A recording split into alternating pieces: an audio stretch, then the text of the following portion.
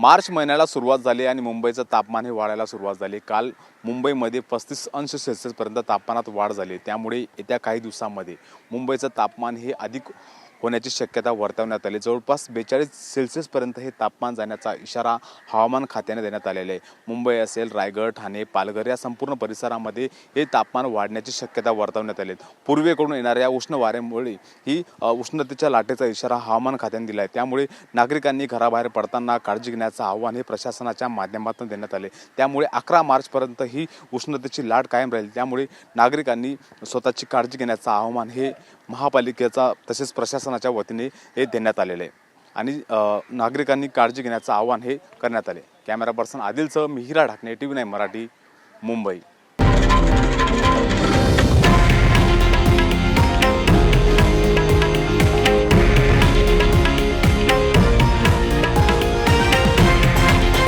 हे आहे देशातील नंबर 1 न्यूज नेटवर्क आणि आपण पाहत आहात TV9 मराठी, एकमेव।